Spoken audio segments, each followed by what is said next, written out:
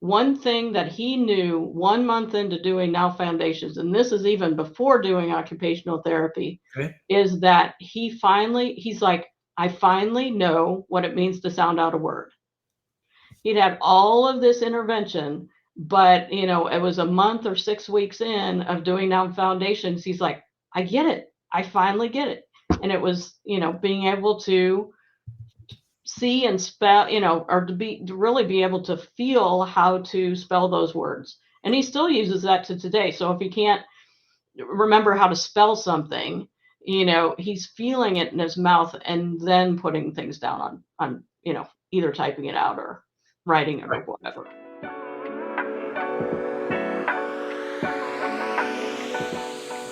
Good afternoon, everyone, and welcome to another edition of Dyslexia Success Stories. I'm Dr. Tim Conway.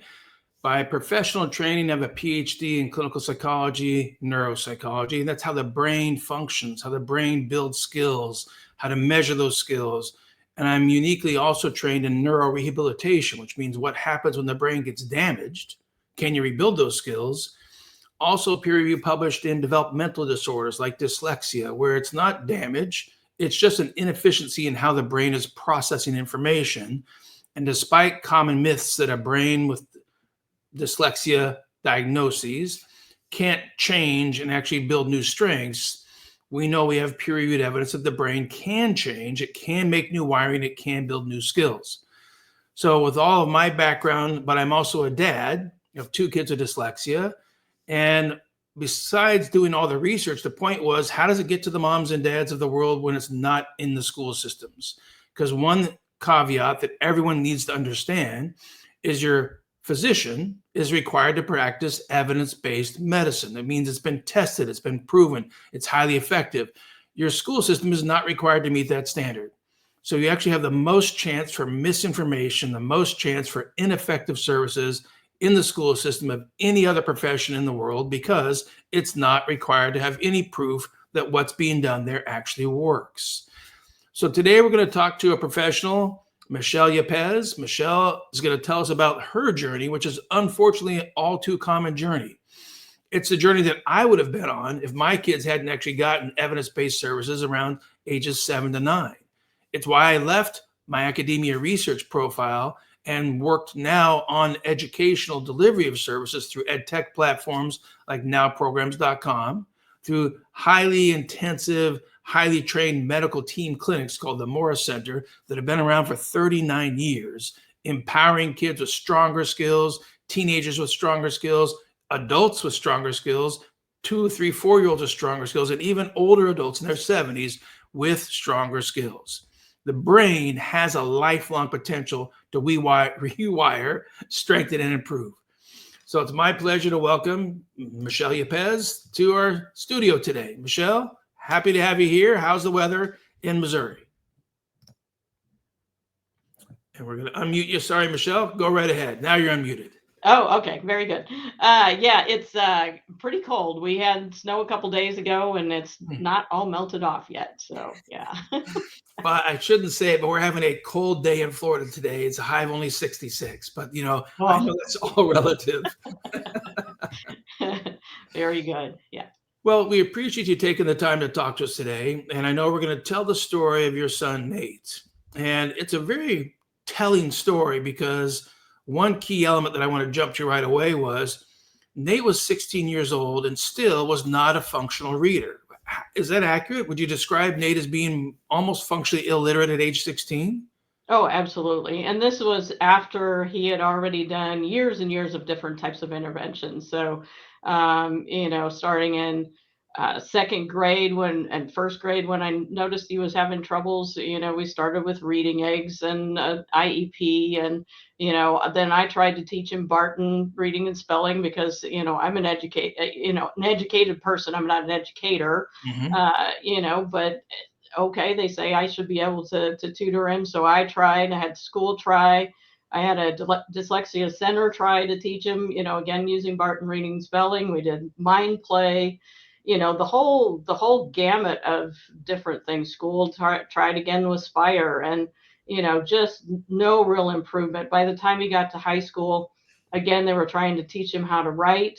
and as well as we were doing outside intervention, but he had to have everything read and scribed for him to keep up with, you know, the normal pathway. Because from the get go, you know, he's like, I'm a smart kid. I want to go to college. I want to be, you Good. know, at that time it was I want to be an engineer. So we always held that out there, Yeah. that this is something that you can do. I can tell you're intelligent. Yeah, you're struggling to read because of all this. We've had, you know, they pushed accommodations on him Right. and a computer by the time he was in fourth grade. Well, we don't need to teach you how to write, you know, handwrite. We'll just give you a computer. That would be fine.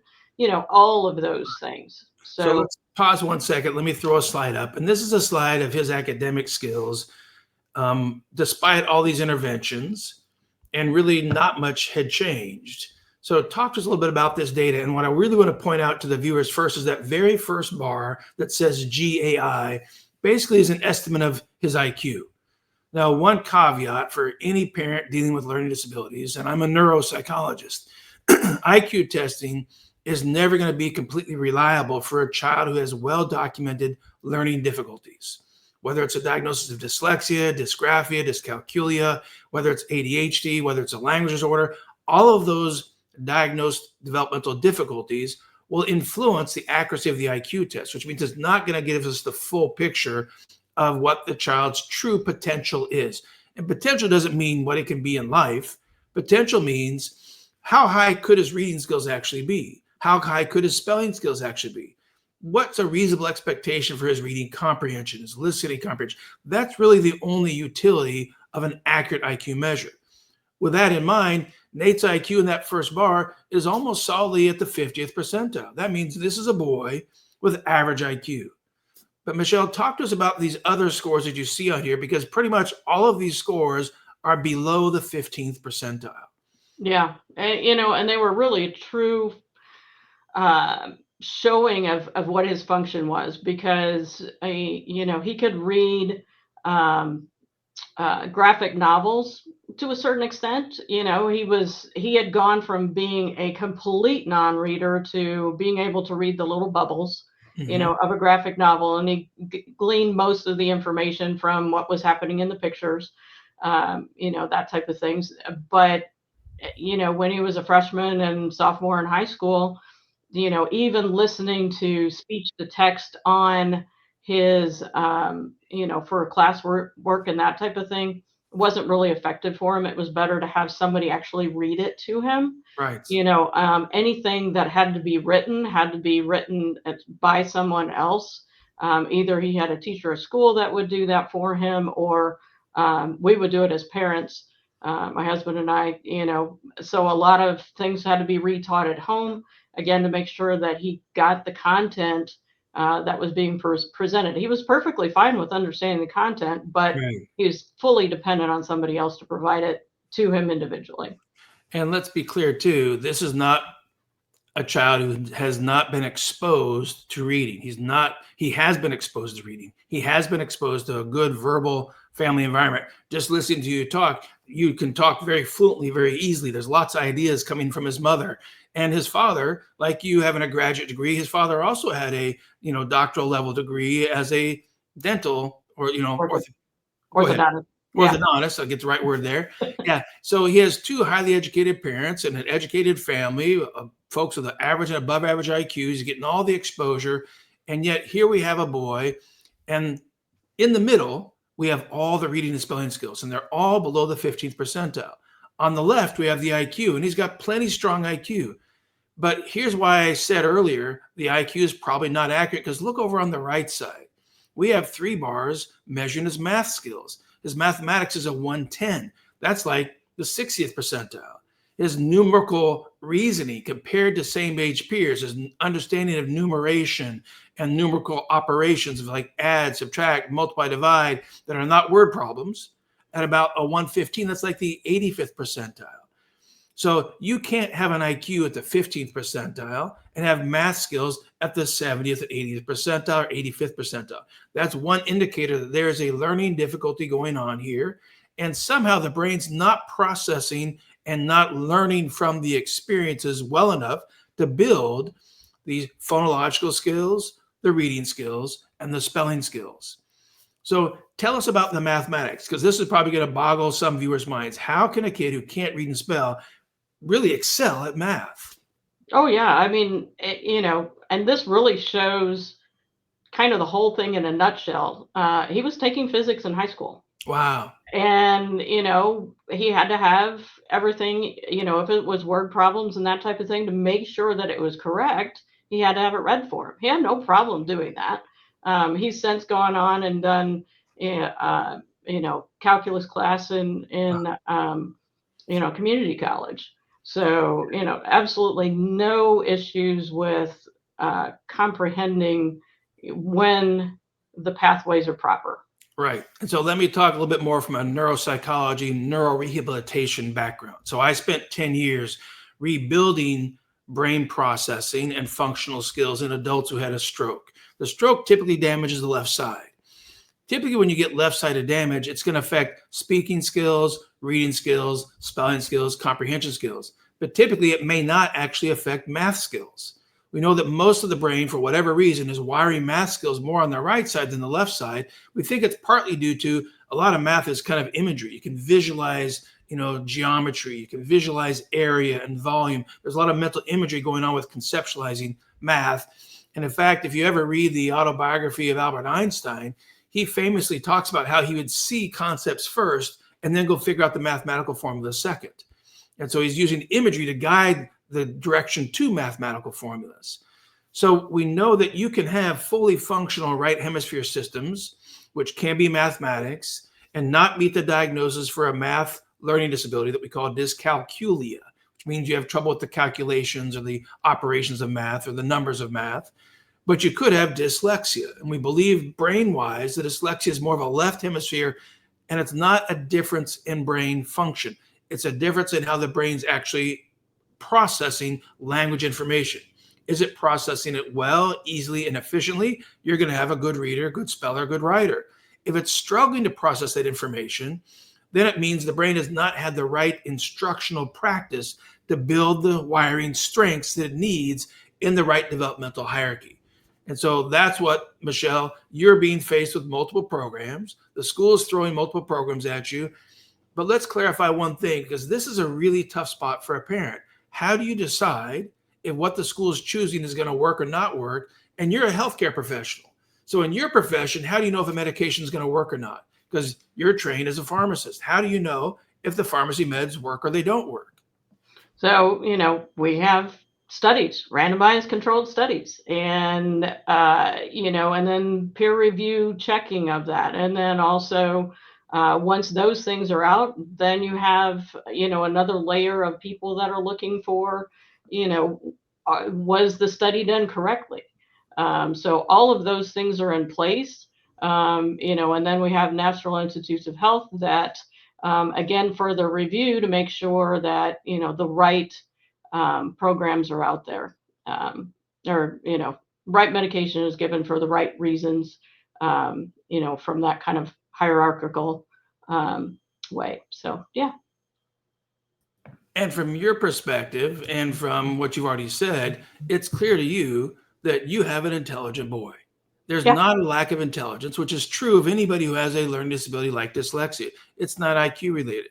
He's competent, really competent in mathematics and other skills, but somehow it is not processing his brain is not processing the information properly in the left side of the brain. So how do you actually build those skills and make it stronger? So Right. how did you understand what the school was choosing to do? So, as far as what the school was choosing, they were giving what they wanted to. In the IEP, for instance, they didn't want to have to deal with basic reading skills. So they would target, fluency. Oh, he can't read well enough. So when he was in seventh grade, I knew he was having troubles, and I'd already put him through, a couple of years of Barton by this time. And I knew the spelling was a huge issue, that he just wasn't connecting that sound to a letter. But the person who was a certified academic language therapist, and had been doing Take Flight, said, "Oh no, we aren't going to do anything to help with spelling. We're just going to use part of Take Flight that's for fluency and just have him read second grade material over and over and over. And then, magically he will learn to read. That did not work so well for him because, looking at this graph. And I knew it wouldn't at that time either. And then, I unfortunately had to file due process after that, because I knew what they were offering was not going to help him. And clarify for families who don't know this legal aspect yet. What does it mean to file due process? You're like suing the school district because they've not taught your child how to read?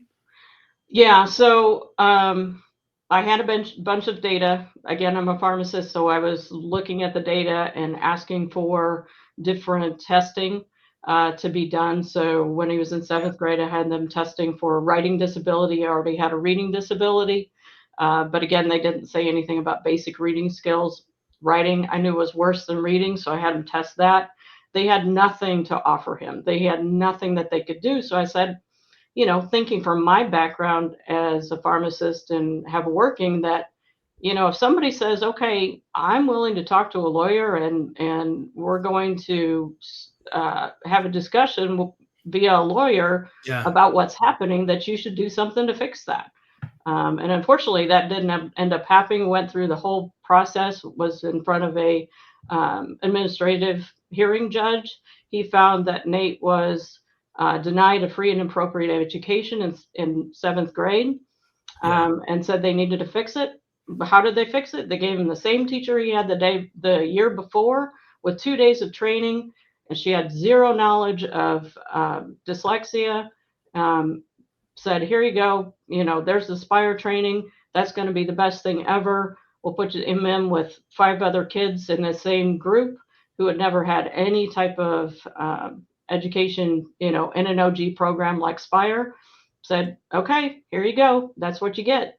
Yeah. Congratulations. Here's treatment. And what data did they provide you to say, here's why we know Spire is going to help? Well, we just hope it does. This is the certified academic language therapist, said on the stand, this is the program that I was looking for. So even though she had training in something that was way more stringent, because this was a school-based intervention, let's go with, something that we can do 2 days of training in. Gotcha. Something simple, something easy. And understandably so, schools have limited budgets. But also, schools are legally required to provide a free and appropriate public education. And you've documented he's not progressing. The skills aren't getting any better. Tell me again, I'm thinking bigger, that I want to make this graph bigger. What age was he at this time that these scores were? 16. Yeah. So he's 16 years old, and this is how much he's learned in his public school years. Yeah. And this was several years after what I was talking about, because he was in seventh grade. Yes. At that time. And then, and to be fair, I wanted the school to be able to start treating, or not really treating, but, educating people with dyslexia so they could improve. If I wanted to only worry about my son, I would have stopped. I would have gotten him, outside testing, tutoring, that type of thing, and just let it alone. But the issue is that many students are affected by dyslexia. We know 1 in 5. So what are schools doing that they can improve, their education for students, so that way they actually do get better skills, better improvement, and not have to worry about limiting their futures because they can't read and write like my son was. So tell us what happened next. You've clearly documented it's not working. Schools tried multiple programs, Barton, Wilson, name any of the ones you want. Very few of them have any actually scientific studies that prove they're effective. Usually they have very small studies. There's even a new program now called EBLI, and its name says evidence-based, but there's not a single randomized controlled trial that says that program even works. And in fact, the randomized controlled trial they did do said it wasn't any better in its outcomes than regular instruction. So unfortunately, it puts parents at a huge disadvantage that doesn't exist in healthcare. Nobody questions whether the physician knows which antibiotic has got the best data to back it up, because they're required to know that. Which antibiotic is for strep throat? Well, it's penicillin.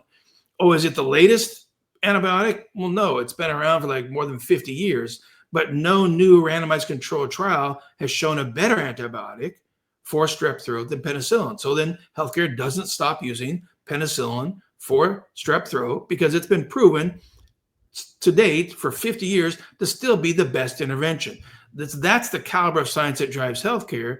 But in the school system, it's whatever's popular. It's whatever we call whatever the next edu celebrity is who's on the talk show, who's getting traction, and schools are buying their program. Then other schools see them buying, then they buy it too. And it puts parents at a huge disadvantage to not know. And actually, even the educators who are really earnestly trying to help this child are also at a huge disadvantage because if we didn't give physicians antibiotics, they would have kids who die from strep throat.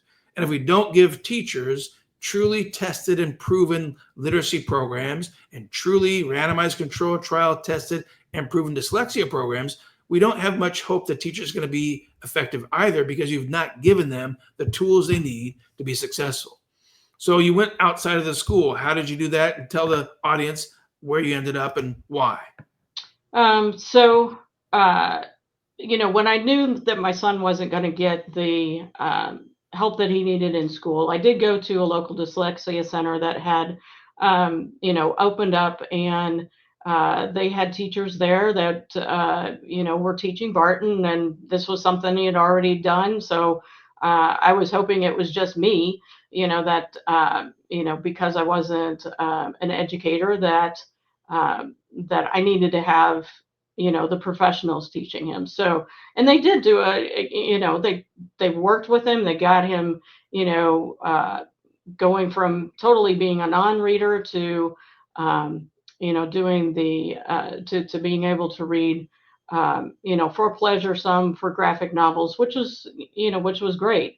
But, when he was struggling in high school and just not able to function at a high school level, that's when I knew that we needed to do something else. So we started to hear, I'd known of Dr. Conway actually for a while, but he was in Florida and I'm in Missouri, Yeah. and so unfortunately, Geographics. Yeah, geographics can be an issue, and we can jokingly laugh about this. And you had a friend who told people that I was full of crap, and probably not worth listening to because there's no way what I'm saying is true about Orton Gillingham because everyone knows it's the gold standard, unless you go look for the research to back that up, and you find out the research doesn't exist. In fact, now since that time point, there's two meta-analyses that show people Orton Gillingham-based programs, their letters or phonics down to speech, are print-to-speech programs that have not been proven to be very effective.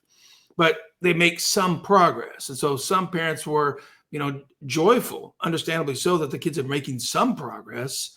But tell us about what you chose to do with Nate and why.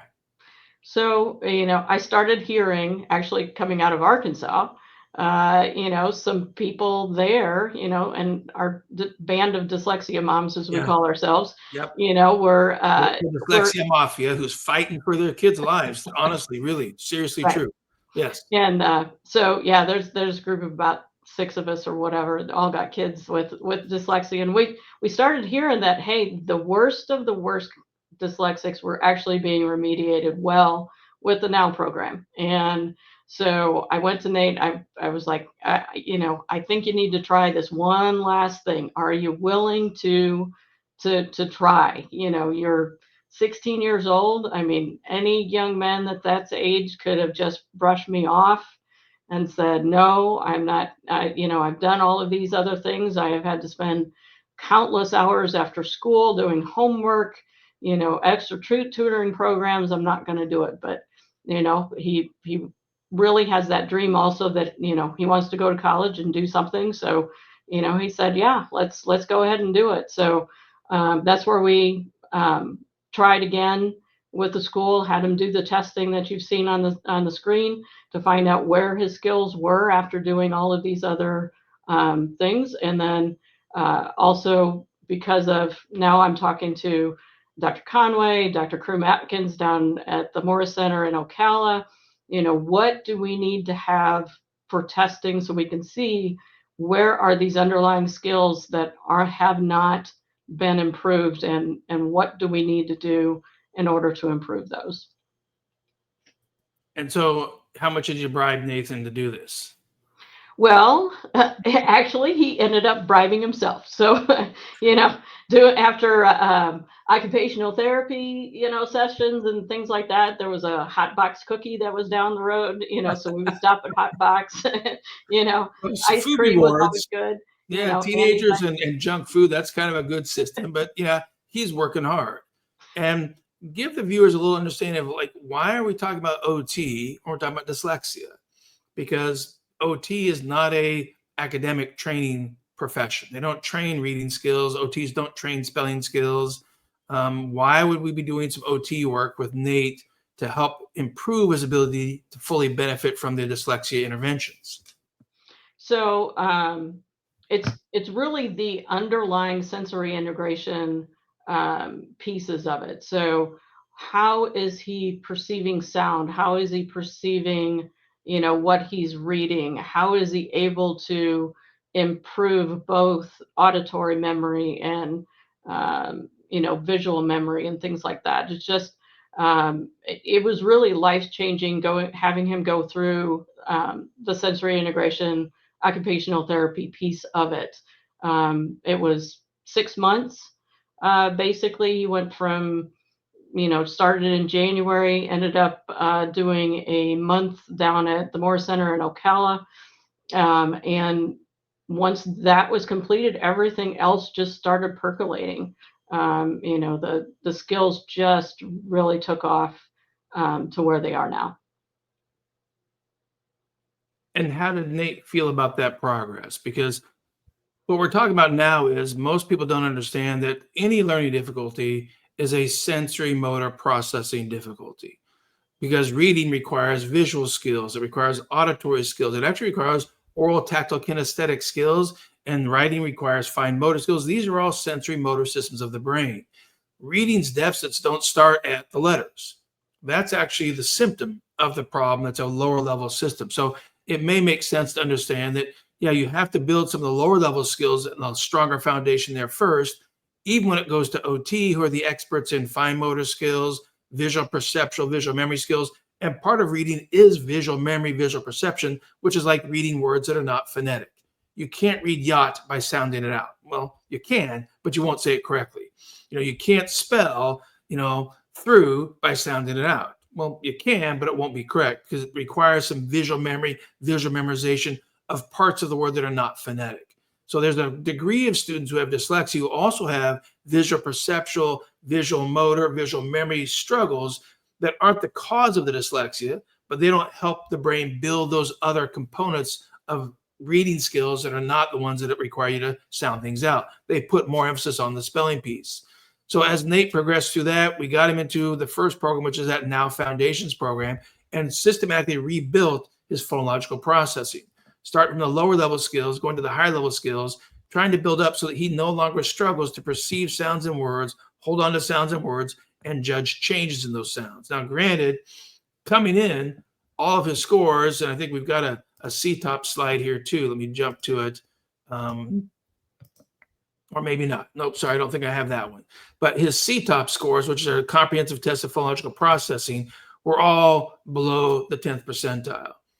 Here's another view of his academic skills. They're all below the 5th percentile in his ability to sound out words, his ability to read words, his ability to read and comprehend. These are all 3, 4, 2nd percentile compared to children or teenagers his age. So this is what we call a severe degree of difficulty, not only in dyslexia, but also in dysgraphia, which is the spelling writing components of this as well. Where do you feel like he's at today? Because what the viewers don't know is you've done pre-post independent neuropsychological testing, which means you have a private neuropsychologist who had already tested him before. We did those Moore Center high intensity occupational therapy instructional training pieces. We did the Now programs, 1 or 2 hours a day, 5 days a week instructional pieces. And then you had your neuropsychologist retest his skills. Are they still below the 5th percentile? No, the CTOP score that you were talking about, before went from, uh, what was it, third or fifth percentile up to the average range. Yep, which I'm Um, looking at one of the scores right now. It's right at 45th to 50th percentile. Some of yeah, his CTOP scores are at the 60th percentile. So we've made a massive change from below the 10th percentile to he's average or above now in phonological processing. right. And then we also see it in his reading. He's able to read college level material. He's studying to be a pilot now at St. Louis University. He's there with no accommodations. Okay, now He does. He's say not that again because nobody's going to believe that. right. Everyone tells me, like, I used to post things like, how about no more struggles with dyslexia, no more IEP? And some parents would get angry with me and say, we fought hard to get that IEP. You are not going to take my kid's IEP away from him. I'm like, well, but wait, what if he didn't need it? What if he didn't need accommodations? What if he no longer needed extra time? What if he didn't need a scanning pen to do things for him? What if he actually could read himself at his IQ level, spell at his IQ level, comprehend at his IQ level? Why would you not want to get rid of these supports if he actually doesn't need them? But I understand now, decades later, that for some parents, that was just incomprehensible. It just didn't seem possible. I'm saying it because we have randomized controlled trials research, gold standard research showing that we could take kids from the 5th percentile to the 45th percentile. And that research study, we did it only in 8 weeks, less than 80 hours. We took, on average, kids from the 5th percentile in reading and reading comprehension to the 45th percentile, which means solidly on grade level, and 40% of those kids left special ed. So the scientists, ones like myself who are peer-reviewed scientists, who are expertly trained in neuropsychology, neurorehabilitation, neuroimaging, neurodevelopmental disorders, it's neuro, understand that the brain's not limited in its ability to grow and change unless you don't give it the right practice and the right training that's been proven to be effective. And I'm looking at another piece of your post neuropsych testing, and I can tell you his listening comprehension was also low, just like his reading comprehension was, and now it's in the 50th percentile on that post testing from a year or two ago. So he made massive gains in many areas, and those skills entitled or empowered him enough that, like you said, he now is actually in college. And you said, how much support does he need? What is student support services doing for him in college? Because at age 16, he could not read. Right.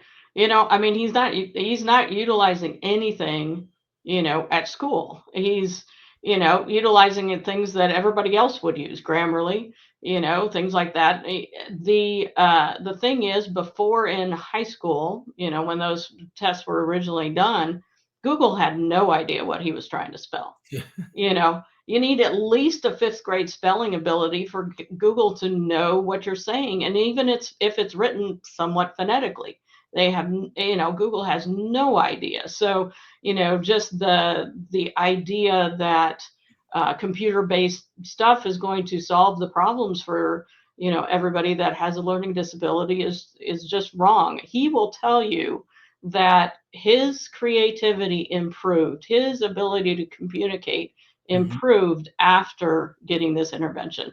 That having accommodations and speech to text and text to speech and that type of thing was not the game changer for him. Right. One thing I want to kind of circle back to that we had talked about. One thing that he knew 1 month into doing Now Foundations, and this is even before doing occupational therapy, Okay. is that he's like, I finally know what it means to sound out a word. He'd had all of this intervention, but it was a month or 6 weeks in of doing Now Foundations. He's like, I get it. I finally get it. And it was, being able to see and spell, or to really be able to feel how to spell those words. And he still uses that to today. So if he can't remember how to spell something, he's feeling it in his mouth and then putting things down on either typing it out or writing it or whatever. And I remember him talking, because we have a video clip I'll show in just a minute of him talking too. And before this clip, he even said, people would say to me, sound it out, but nobody actually taught me how to do that. I didn't know how to sound it out. I could say the sound for each letter, but when I put them together, and this is true of most all people with dyslexia, at any age level. They make one of 5 mistakes. They might leave out a sound when they try to sound it out. They might add a sound that doesn't belong there. They might repeat a sound twice. It's only actually in the word once. They might substitute one sound for another, like make an L sound where there's actually an R sound, or they might actually reverse 2 sounds, and they're not actually aware of the changes they've made. So their actual sounding out skill is one of the core deficits of an individual with dyslexia, but it's completely remediable if you're using an evidence-based program like Now Foundations, and that's part of Nate's success story. We know now that his reading skills are in the lower to mid-range of average. But one thing I want to point out too, Michelle, is the neuropsychologist on your last evaluation repeated the IQ test. And here's why. IQ testing of a person who does not have learning difficulties is pretty much going to be the same all their life. It's not going to change much. It's a pretty static, pretty stable score when you don't have any learning difficulties. So if you got a 110 IQ when you're 10 years old and it's about the 60th percentile, if we repeat the IQ testing, when you're 20 years old, it's probably going to be about the same, give or take a few points, because it's what we call the error of measure. Tests aren't always exactly perfect, but we know there's a 95% chance the score is always going to fall in this band of 105 to 115, but you got a 110 today. His IQ testing from the neuropsychologist today, one of the subtests, he scored a scaled score of 13, which is categorized as high average, which is actually meets the criteria of the 85th percentile of function. And in IQ measurements and in neuropsychology, we know that there's one test that is the best correlate of your IQ, and it's vocabulary. Your knowledge of words is one of the best correlates with your IQ. It correlates at about 0.8. There's like an 80% correlation between your vocabulary knowledge and your true IQ. So that's what he got 85th percentile on the current IQ testing that was just repeated not too long ago. And that tells you you can't have an IQ in the 50th percentile if your vocabulary is at the 85th percentile. That is what's more reflective of a learning difficulty interfere with your ability to actually perform on the IQ test. That makes the IQ less accurate because of your learning difficulties interfering with your ability to do parts of the test. But after remediation, when his CTOP scores are up and his phonological processing is much stronger and getting closer to his IQ level, when his reading skills are getting closer to his IQ level, spelling's getting closer to his IQ level. And because he worked on OT at the Morris Center, then we now know that actually his visual perceptual, visual motor, and other skills are also getting closer to his IQ level. Then we have the better chance to actually see all of his academic skills functioning closer to his IQ level. So important for parents to know, do not accept IQ testing of a child who has learning disabilities as the true measure of his IQ or the true measure of his potential. Because now we want to see Nate get his reading skills to about the 80th percentile on par with his IQ. Spelling skills should be capable of getting close to the 80th percentile. Comprehension, math, writing.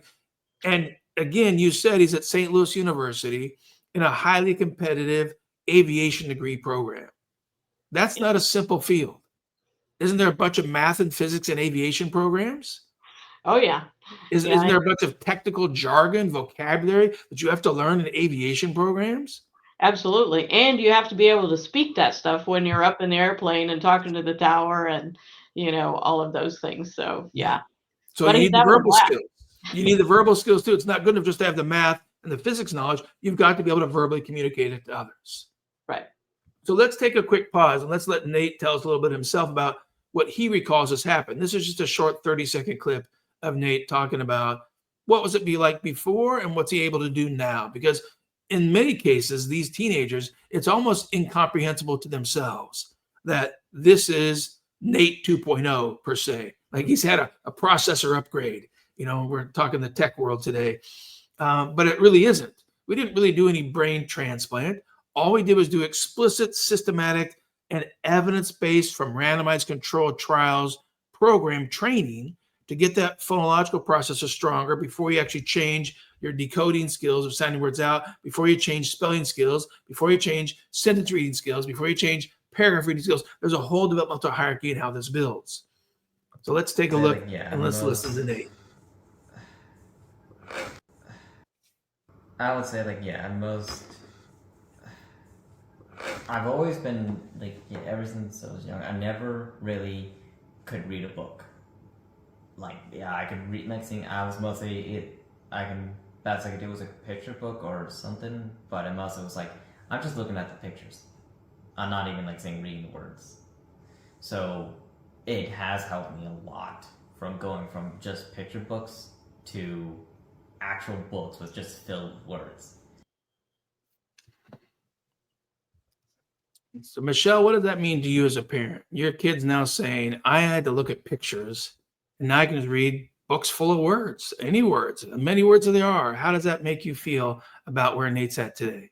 Oh, I mean, it's fabulous. I'm so thrilled that, now he was able to choose a career path that he was interested in. He didn't have to think about, limit himself or, dumb down what he would be capable of doing. He's able to pursue his dreams, which is the most important. And for any parent that's out there, it's don't let society or anybody say that if things aren't working well that you shouldn't keep looking for solutions because they're there. And I think the biggest take home that I bring to complement what you've just said is, but looking for solutions means looking for the research that proves it actually works. We should not have a different standard in education than in healthcare. There's just no excuse for that. There's no explanation for that. It only serves to harm children and parents. When you can't be given confident direction, you can't be given confident and evidence based guidance about we know we're going to do this program because it's been tested scientifically, it's been compared to other programs, this one's been proven to be the most effective because that's what we do in healthcare. That's how we got the better antibiotics is we don't use penicillin for ear infections. Well, why not? Well, because research called randomized controlled trials has shown other antibiotics are more effective for ear infections for most kids than penicillin. So that's changed how physicians actually prescribe, and it gives them the confidence and the knowledge of what's going to be most effective. That's the standard we should have in education, but we don't. And so if we hadn't met and you hadn't come across now programs and they didn't get to come to the Morris Center, where do you think he'd be today? Because I'm pretty sure it wouldn't be going to St. Louis University in an aviation bachelor's degree program with no accommodations and making passing grades on his own. Right, yeah. I think we would have tried community college. Mhm. I don't know how that would have gone. I'm afraid he would have been one of the statistics of I tried it and it's not for me. And unfortunately that's what you hear too much. Well, college isn't for me, writing isn't for me, reading isn't for me. Oh, I can read, but I don't like to. So then you're looking at, well, what can I do? And that's kind of where, we were, when he and I were talking when he was in sixth and seventh grade. And he's like, I don't know what the job market is. I can't sit behind a desk Right. and do an office job. That's just not going to work for me. But what is available? He didn't think about aviation really until his senior year, about halfway through, and then because these other things he had been, doing the out program and that kind of thing, everything was starting to click for him. He's like, that looks cool. I think I'm going to go do that, but it had Because he could. because he could. Because he had the reading skills, he has the spelling skills, he has the writing skills, which is just phenomenal that he now has the ability to pursue what he wants to do. And like Evelyn says, he could have chosen entrepreneurship, but that's not what he wanted to do. He wanted to do an academic degree in aviation. And good, we want students of any age to have enough strength of skills to be in control of what they choose for their career path. Nothing to me is worse than hearing about people who live for Friday night, hate my job, can't wait for the weekends, I don't have to be in this horrible place. I'm like, that's just so sad that many of our students come out of schools just trying to find something they can do to get by that earns an income, earns a living, but they actually really don't enjoy it. And I know that you enjoyed your profession. You were a pharmacist for decades, and you've made a recent career change. I'm Yeah. going to let you tell the viewers about that. Why, after 30 plus years in pharmacy, why would you make a career change? Well, because I knew this program is just so powerful and so underutilized, unfortunately, that I decided, and I'd been advocating for change, within the education system and for other people with dyslexia. Like I said, we've got a dyslexia mafia, in St. Louis, that are out talking about this all the time, that I needed to do something different. So the opportunity came up from Dr. Conway to work for him, and so now I'm Chief Operating Officer of the Now program of the Moore Center, and just wanting to make sure that other people have the opportunity, like my son did, in order to succeed and do what they want. He's also got a good friend of his that did a video with him, and uh, every time he comes over, every time his friend comes over to the house, well, how's things going with your work? How's things going with the Now program? So if I've got two teenagers, my son was thrilled when I made this career change, and every time his friend comes over, it's how's things going with the Now program, because he's got a good story to tell, about improving skills when he was also a sophomore in high school, and did the Now program. And he's very successful to where he's at now. Never thought he'd go to college. Now he's at a college doing precision machining. So, empowering lots of people. That's what my goal is now. And so what Michelle is saying is she left a very successful career as a pharmacy manager, managing multiple pharmacies across a very successful chain of pharmacies. And there's a parallel here, Michelle, which is many people don't understand that I did not train to be a business owner. I actually loathe the side of business operations and the business management piece. I enjoy seeing students empowered, seeing kids get stronger, seeing adults get stronger, seeing those skills improve over and over again.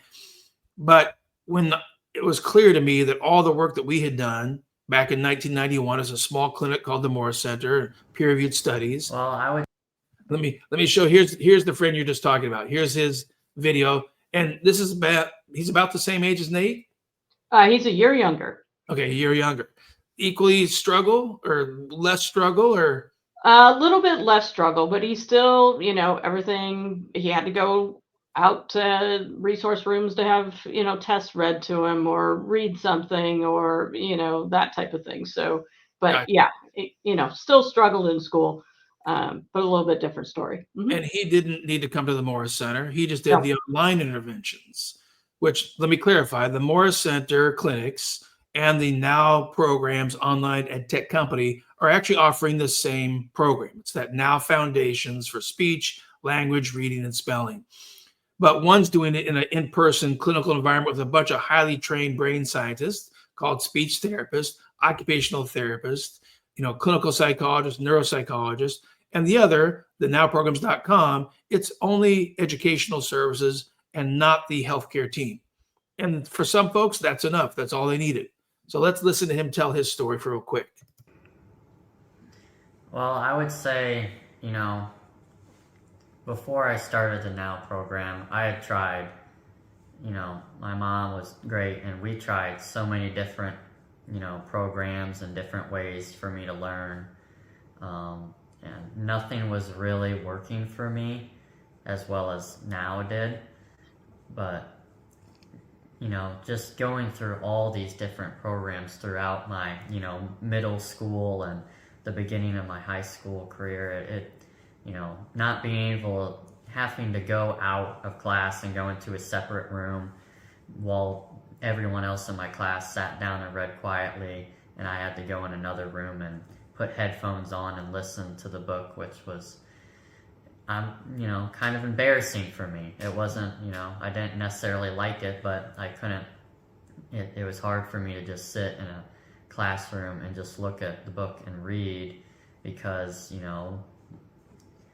the words would get jumbled up and I wouldn't understand it. I have to read it multiple times to understand what was happening, and it was just frustrating. So, and I've tried so many different ways to get through it, and I'm really happy that we're able to find the Now program and that it worked.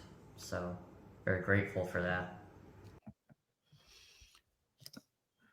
So then we have another young man who also has a dyslexia success story.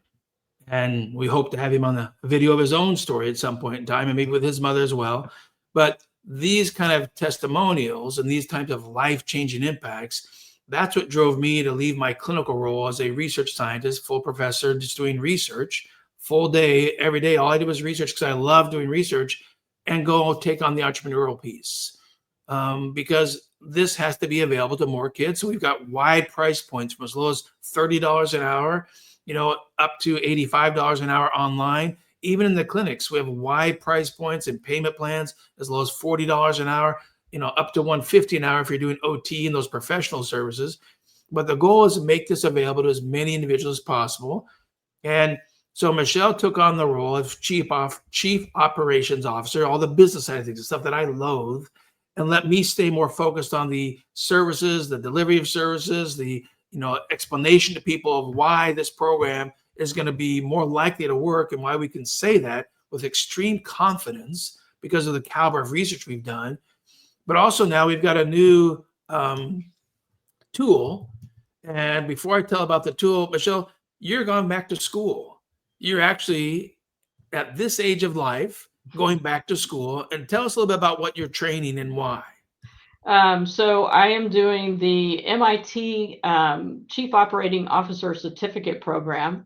And it's really cool because I get to interact with people from all over the world who are either in the Chief Operating Officer role or in the, aspiring to be there.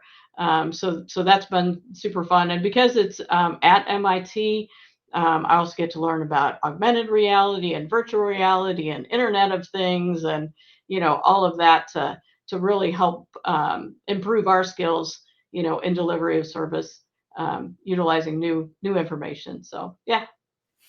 Fantastic. And we hope you're enjoying it, because we need you to have as much skill in that area as possible, because many parents don't understand that the whole Now company is actually staffed by lots of people like Michelle and I, who we've lived this. We are the parents who have kids with learning disabilities, but we did the science to make sure we get the most effective program to parents and families.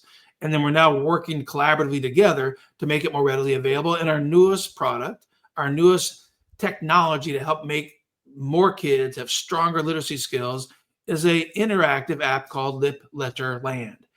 And it's a tongue twister, true, Lip Letter Land. And we call it Lip Letter Land because it begins to build the speech processing skills that precede the reading skills. So some programs mistakenly call themselves speech to print, but any program that goes straight from sounds to letters, doesn't matter if they talk about the letter and then the sound, or the sound then the letter, if they're immediately going to sounds and letters, those are not speech to print programs. Those are print phonics letters to speech programs. They've always started with the letters. And what Lip Letterland is actually doing is the opposite of that. It's doing exactly what the Now Foundation's program is doing. It's geared for kids age 3, 4, 5, and 6. It's the whopping high cost of $6.99 a month. Or if you buy the annual subscription, you can get it for $49.99 for a whole year. But you also can put 4 kids on it and 4 separate logins. So it's actually about $10 a kid, or $12.50 a kid per year. Or if you're doing the $6.99, it's $1.75 per kid or per student per month. If you're a school and you have an Apple educational partnership, you have access to this app at a 50% discount. Not my altruism. That is all Apple saying you're going to give the schools a discount. We thought we'd priced it low enough already, but Apple's like, no, schools get a 50% discount. So your school can actually buy this program for as low as 50 cents a month per kid, or basically at $6.25 a year per student in the school. and they can download 300, 500, 5,000 copies of it and get that kind of pricing and use this app to begin to build the early phonological pre-reading skills that are the number one predictor of academic success in literacy. It's the number one predictor of your reading and spelling skills is the skill that this Lip Letterland app is going to build. So we're happy to talk and share the success story of Nate. He's off to college. He's going to be, is it, what's the end goal? Is it pilot? Is it FAA traffic controller? Where's this going to go? Yeah, no, he wants to fly planes. He's also in the Air Force ROTC. Nice. So, he's hoping to, maybe get a commission and fly for the Air Force for a while, and then, go on to commercial aviation and who knows. So obviously the sky is not the limit for him. One comment that I just saw in there from Angela, I'd like to address. So, did Nate want to homeschool, before going to college? And for him, one of his lifelines was actually marching band. And so he really wanted to stay in school so that way he could do marching band. He just really enjoyed that, playing the group activities, and things like that. So he still enjoys music. He takes saxophone lessons and plays for the jazz group down at St. Louis U. So for him, he didn't want to be, more isolated. He did want that social aspect of going to school and those opportunities like marching band. Which is what we want to happen, which is we want the student to be able to choose where they want to be trained. If a kid wants to be online schooled or homeschooled or at a traditional school or at a college prep school, we want them to have the skills to be able to make that choice. It should be their choice based on their skills, not just based on, what do they think they can do. Now you've started the music question. So now Amy's got a question about the music question. Do kids who have dyslexia translate to kids who have trouble reading sheet music? So, yes, before he had occupational therapy, yes, he did have troubles going from left to right and reading sheet music, this way. He had enough of the, visual and then tactile. So he remembered a lot of things by what his fingers needed to do. Nice. So, and then he's, again, really good, even though auditory memory for language was sometimes impaired, but his auditory memory for music was good. So, between what he was hearing and what he was, doing with his fingers, he was able to be successful that way. Because yes, a lot of people with dyslexia have a hard time. And then we also know we've got Mr. Robert Bell, who's in the UK in Sunderland at a very pioneering school called Concilium Evolve, where it's there to empower students who've had such difficulty in school that they've actually chosen not to go to school anymore. They just don't feel like they can function well there. It's stressful, it's emotional. And Mr. Bell's built a phenomenal program there in the UK in Sunderland to support them emotionally, mental health wise. And he and I are now getting ready to enter into a partnership to do some trial with putting some of their students online with the Now Foundations program. Let's start maximizing their literacy skills to also see how that helps them have better mental health and better coping skills in school.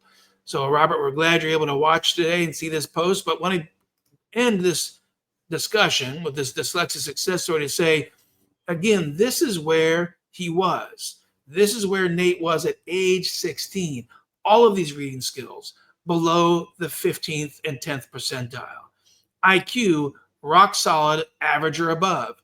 And today, he now is a fully independent college student at St. Louis University, a competitive academic environment, not a junior college, not a community college. He's at a full four-year university that also has graduate programs, and he's excelling in his chosen degree of aviation.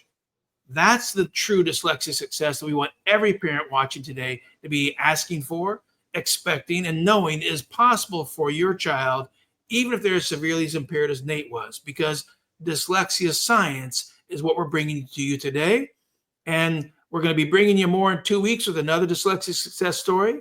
Next week, we'll have a podcast. It's at 5 p.m. Eastern time. That is our dyslexia discussions. And if you've not caught this yet, all of these podcasts are stored in our YouTube channel at Now Programs Online on YouTube. Michelle, thanks again for taking the time to share your story and to tell people that you actually changed your career after a 30-year successful career in pharmacy because you've seen the life-changing impact of your son, and you've joined the team and I of 120 plus people. We're here to help empower as many children, teenagers, college students, and even 80-year-olds as possible because we have the methodology that's been scientifically tested and proven to be effective. Let you make the last parting comment. What's the message you have for families, teachers, professionals who still think what you're telling is, well, happy it worked for him, but how do I know it's going to work for other kids or my students or my class? So, at the end of the day, I'd say, there you have nothing to lose. The teenagers that you saw, they wholeheartedly say, just do it. Just do the program. It may be difficult to start, but it is so worth it in the end. Thank you so much, Michelle. Thank you, Amber, Roberts, Amy, everyone who's joined us today. Please help share this with other folks. We want them to know what's possible, and they literally can't afford not to get our services. We have all kinds of options for pricing, and some of your states actually give you funds. Florida will give you $10,000 to help purchase services from Now programs. Indiana has $19,999 to some families who need support to purchase more effective services. Don't think that's not available to you. Reach out to our intake team. Go to nowprograms.com, click on that free consultation, and my team is paid to talk to you as long as they need to help figure out how we get effective services to you, your child, your spouse, your brother. Doesn't matter who it is. We've got the skills, the abilities, and the drive to bring you that dyslexia science and dyslexia success. Have a nice afternoon, everyone. Thanks again. Thanks again, Michelle. Take care.